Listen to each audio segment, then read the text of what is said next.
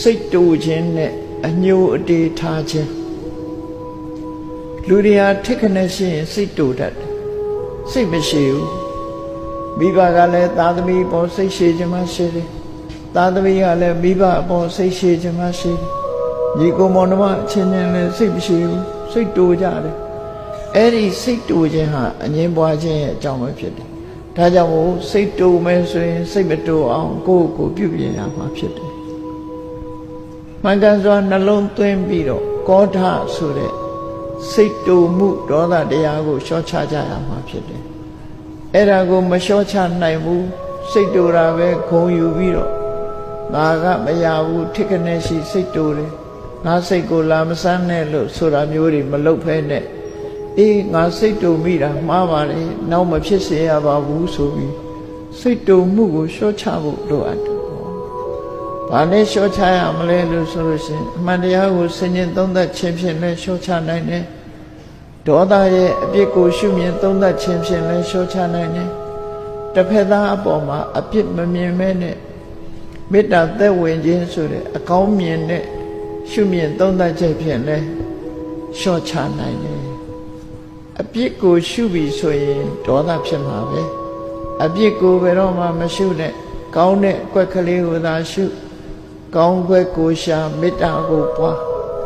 လူဆိုတာအဆိုးကြီးမဟုတ်ဘူးအကောင်းလည်းရှိတယ်လူတိုင်းမှာအဆိုးကြီးမဟုတ်ဘူးအကောင်းတွေလည်းရှိကြဒါကြောင့်မို့ကောင်းတာလေးကိုကြည့်ပြီးတော့အဆိုးကိုမေ့ထားလိုက်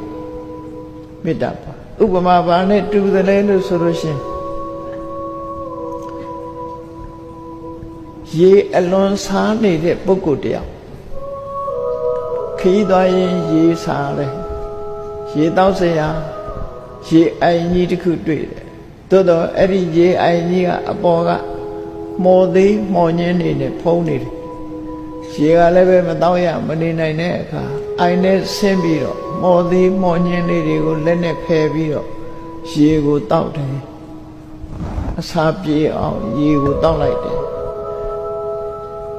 ရေတောက်လိုက်ရမှရှင်တဲ့နှလုံးထဲမှာအေးသွားတယ်အဲ့ဒါလို့ပဲလောကလူတွေဟာတယောက်ယောက်အပေါ်မှာအပြစ်မြင်နေပြီဆိုရင်လူဆိုတာအပြစ်လည်းရှိတယ်အဆိုးလည်းရှိတယ်ရေထဲမှာအကောင်းလည်းရှိတယ်မကောင်းတာလည်းရှိတယ်ဆိုတာအဆိုးကိုဖယ်ထားပြီးတော့ကောင်းကွက်ကလေးကိုရရှာပြီးတော့အသုံးချရမယ်လို့ဒီလိုဆိုလိုရင်းဖြစ်တယ်အဲ့ဒါကိုမြတ်စွာဘုရားရဲ့အဆုံးအမကိုရှေးဆရာကြီးတွေကဂါထာတိကုံးပြီးတော့ထားတာဒေါသခုနဒေါတိဟိကိဏတ္တခုနံဝပတ္တိတရိသေဝလာရိဘဝဟိတဝပိဝေပိပတကောယထာဆိုပြီးခုနဒေါတိဟိကိဏတ္တခုနံဝပတ္တိဆိုလိုတာကလူတယောက်မှာကောင်းခွက်လည်းရှိတယ်မကောင်းတဲ့အကွက်တွေလည်းရှိတယ်မကောင်းတဲ့အကွက်တွေမေ့ထားလိုက်ကောင်းတဲ့အကွက်ကလေးကိုကြည့်ပြီးတော့ကောင်းတာလေးကိုသာကြည့်ပြီးတော့သူ့ပေါ်မှာမေတ္တာသက်အောင်ကြိုးစားပါလို့ဆိုအဆိုးကိုဘယ်တော့မှမကြည့်နဲ့လို့ပြောအေးရေးစားလို့ရှိရင်မော်တွေရှိနေတာကိုမကြည့်နဲ့အသာလေးဖယ်လိုက်ရေလေးကိုသာတောက်လိုက်မော်တွေကိုဖယ်ပြီးရေလေးသာတောက်တယ်လို့ပဲ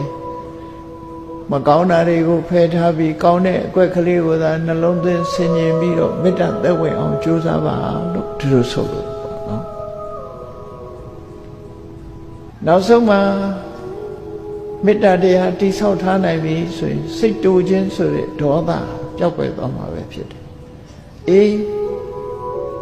ထိခနဲ့ရှိဒေါသဖြစ်ယုံနေမှာမဟုတ်ဘူးတချို့ကအညိုအတေးရင်ထဲမှာမှတ်ထားရှိမှတ်ထားတတ်တယ်အဲ့ဒါကိုဥပနာဟလို့ခေါ်တယ်ရံညိုးဖွဲ့ထားတယ်အဲ့ဒီစိတ်တူခြင်းရံညိုးဖွဲ့ခြင်းဆိုတဲ့နှစ်ခုဟာလူလောကမှာအချင်းများခြင်းရဲ့အကြောင်းရင်းတစ်ခုဖြစ်တယ်လို့ဝိဝါဒမူလသုတ်တာမှာဒီလိုဟောတာနော်